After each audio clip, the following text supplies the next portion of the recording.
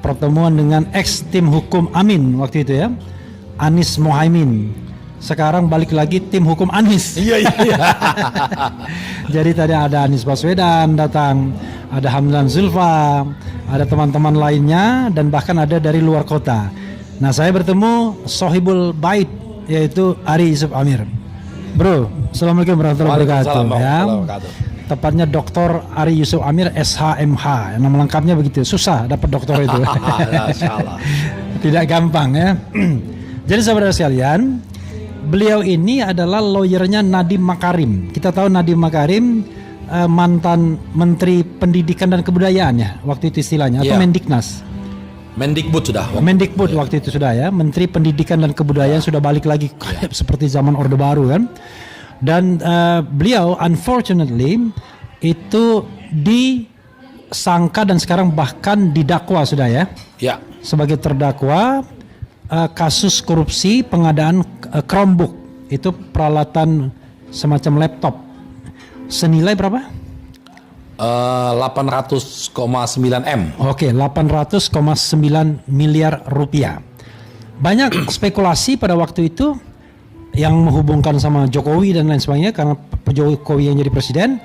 Tetapi kan yang paling baik dalam konsep agama adalah tabayun. Kita ingin tahu bagaimana sesungguhnya perkembangan kasusnya, sudah tahap mana di pengadilannya. Karena saya sudah bilang sama Mas Ari, saya akan bertanya sebagai orang yang awam yang sehari-hari ngurusin ijazah Jokowi. Jadi tidak sempat mengikuti ya kasus yang kemudian berkembang, yaitu mengenai Nadiem Makarim ex Mendikbud. Silakan, mungkin kita memulai dengan data dasarnya, apa, bagaimana, siapa dan bagaimana kasus ini. Silakan Mas Ari. Ya, terima kasih Bang Repli. Ya. Ini hari ini kita berbahagia sekali. Mantan-mantan tim hukum Anies pada kumpul hari ini. Kita silaturahmi, kita bisa ketemu, udah hampir setahun kita nggak jumpa. Alhamdulillah semua pada kumpul, bahkan dari Maluku, dari Sumatera, dari Bandung, Jawa Barat, Jogja, Jawa Timur hadir dalam pertemuan tadi. Acaranya meriah sekali. Nah, ini kebetulan saya jadi tim hukumnya Nadiem. Ya, jadi lawyernya Nadiem. Sebetulnya masalah Nadiem ini masalahnya simpel, sederhana. Ini sekedar klarifikasi. Sebelumnya Nadiem dibela oleh Hotman Paris ya? Iya. Iya kan? Ya, biar kita tahu. Ya. Tapi kemudian akhirnya digantikan oleh Ari Yusuf Amir dan teman-teman ya? Iya, betul. Oke, silakan terus. Ya. Teruskan. Jadi dalam pertemuan pertama dengan Nadiem, saya juga seperti biasa mengklarifikasi tentang perbuatan-perbuatan yang didakwakan, yang dituduhkan itu. Setelah kita meyakini bahwa pada waktu itu sudah tahap penyidikan ya? Sudah tahap sudah menjelang persidangan. Oh, menjelang persidangan dan sudah ditahan berarti dia sudah ditahan. Oke, silakan. Lalu kita uruslah hak-hak hukumnya dia, yang sebelumnya mungkin agak terbengkalai ya, hak-hak hukumnya dia. Dia senang sekali dengan hadirnya kita, dia terurus dengan baik pada waktu itu. Nah, di awal saya tegaskan sama Nadiem, Pak Nadiem, kita ngomong tegas-tegas empat mata, Anda korupsi atau tidak? Oke. Itu dulu. Ya. Dia tegas katakan dan bersumpah bahwa dia tidak melakukan korupsi. Berniat pun tidak. Kalau orang Palembang tuh bilang korupsi itu korupsi. Berniat pun tidak dianya. Nah, dari situlah baru kita lihat fakta-fakta hukumnya. Jadi secara sederhana memang kita harus akui Pak Nadiem ini orang yang tidak lama tinggal di Indonesia. Dia tidak mengerti budaya, adat istiadat, cara sosial politik di Indonesia. Intrik politiknya. Iya, intrik politiknya beliau nggak paham. Beliau kecilnya sudah di luar, sekolah di luar, bisnis di luar, sampai S1. Iya, sampai S2 dia sudah S2 selesai. Baru kemudian pulang Kembali ke Indonesia, mendirikan Gojek dan alhamdulillah berhasil, beliaunya diangkat jadi Mendikbud. Jadi nggak pernah punya pengalaman sama sekali di pemerintahan. Tidak pernah juga jadi orang miskin. Itu kelemahannya Nadiem. Iya. Tapi dia punya niat, dia punya cita-cita dalam hal ini bagaimana memajukan pendidikan di Indonesia. Karena pada waktu itu presidennya pada waktu itu menghendaki kehadiran dia itu betul-betul mentransfer IT-nya di Kemendikbud itu Ya. supaya betul-betul bisa ditingkatkan sedemikian rupa. Oke. Supaya teknologi itu diutamakan. Itu gitu. itu Presiden Jokowi ya. Ya, pada waktu itu harapannya Ya. seperti itu. Ya. Nah, dari situlah Nadiem mencoba untuk merumuskan berbagai macam kebijakan. Oke. Tentunya dalam konteks itu cita-citanya bagus-bagus saja ya. Ya. Nah, memang kalau kita melihat dari dakwaan sederhana sebetulnya. Kita pernah dengar dulu ya, jaksa, kawan-kawan jaksa penyidik menyampaikan bahwa Nadiem ini punya mens rea. Sebelum jadi menteri dia sudah ngomongin, udah buat grup WA waktu itu. Oke. Membicarakan Mens rea itu niat jahat. ya, niat jahatnya untuk membicarakan Chromebook. Ya. Yang lucunya ketika dalam dakwaan nggak ada itu. Oke. Iya, iya, iya. Jadi itu diomongin di mana-mana, Tapi nggak ada. dibacakan dalam dakwaan nggak ada. Memang ternyata faktanya nggak ada. Oke. Dilihat dalam rekaman WA grup tersebut, dia tidak pernah membicarakan Chromebook sebelum jadi menteri. Oke. Dia membicarakan tentang persiapan dia menjadi menteri, transfer tentang knowledge, transfer tentang teknologi yang benar. Dia kaji di situ. Wajar dong. Iya. Orang mau siap-siap jadi menteri dia menyiapkan dirinya kan Iya, wajar. iya. Tapi tentang konteks Chromebook belum dibahas. Oke. Itu dibahas Chromebook itu setelah beberapa bulan, 6 bulan Setelah menjadi jadi menteri. menteri. Itu baru dibahas. Nadiem menjadi menteri tahun 2019. Iya, 2019. Oke. Baru beberapa bulan, 6 bulan setelah itu baru dibahas. Oke. Dari situ saja sudah melihat bahwa ini ada yang ganjil nih. Narasi yang dibangun sedemikian rupa, tapi dalam fakta di dakwaan berbeda. Nah, lalu pada waktu itu di awal-awal itu kawan-kawan jaksa itu mengatakan triliunan uang yang dikorupsi oleh Nadiem. Oke. Gitunya. Di perjalanan turun sampai kepada dakwaan hanya 809 Oke. M itu, bahwa itu yang Ya. diinikan. Setelah kita ketahui bahwa itu pun belum ada hitung-hitungan BPKP-nya. Oke. Hitung-hitungan BPKP-nya baru ada belakangan. Belakangan tuh kapan? Setelah kita sidang, Berapa kali sidang setelah? mungkin kita sudah 4-5 kali sidang. Oke. Baru Ya. muncul. Itu pun kita harus berdebat dulu untuk dapat hitungan BPKP itu. Berdebat panjang. Padahal itu haknya terdakwa loh.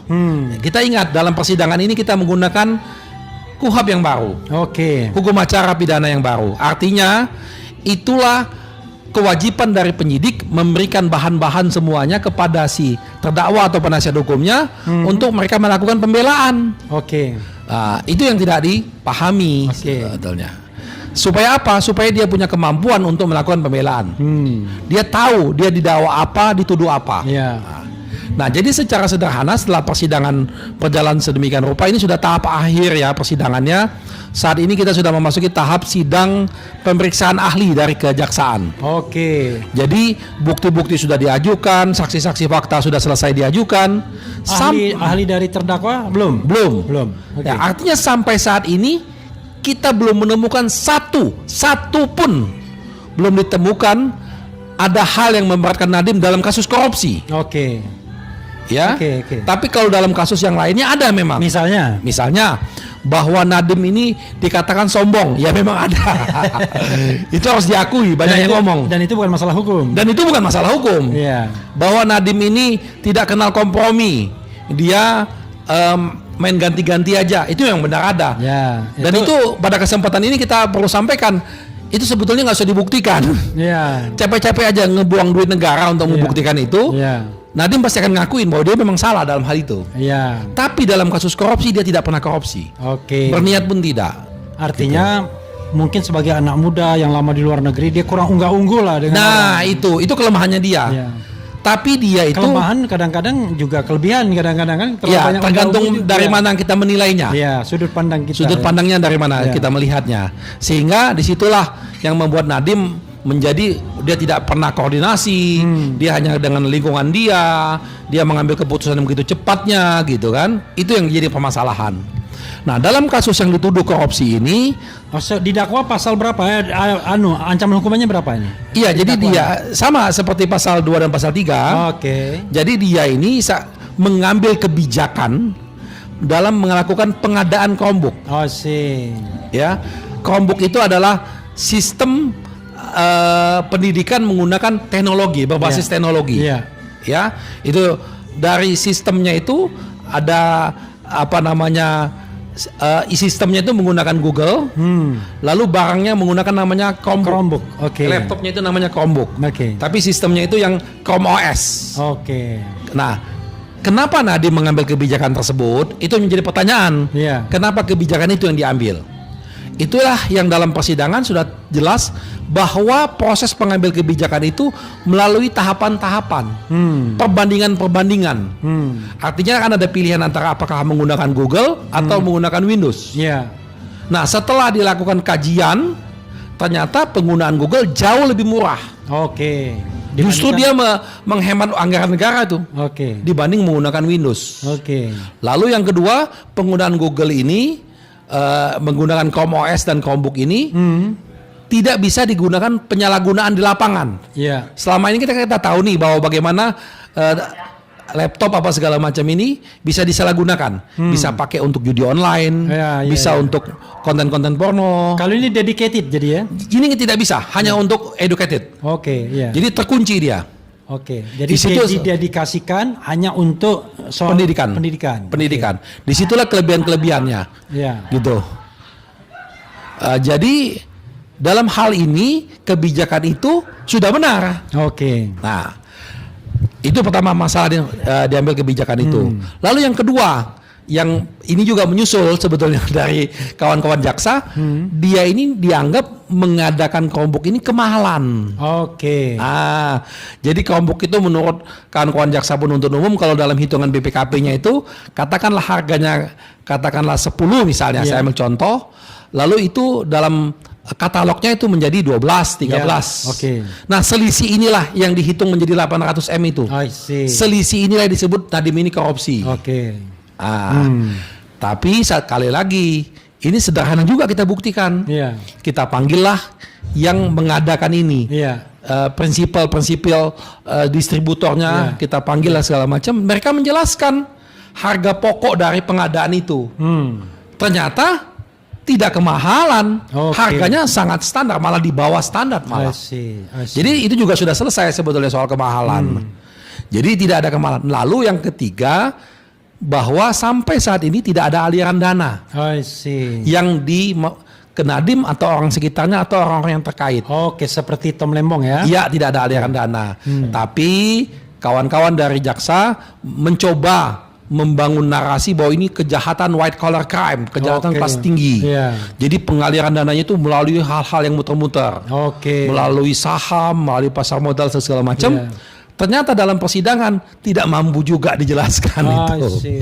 Karena mungkin pemahaman pasar modalnya juga belum matang, pemahaman tentang saham juga tidak begitu ngerti, sehingga ya menjadi mengawang-awang. Karena semua pertanyaan-pertanyaan itu bisa dijawab, mudah sekali jawabnya.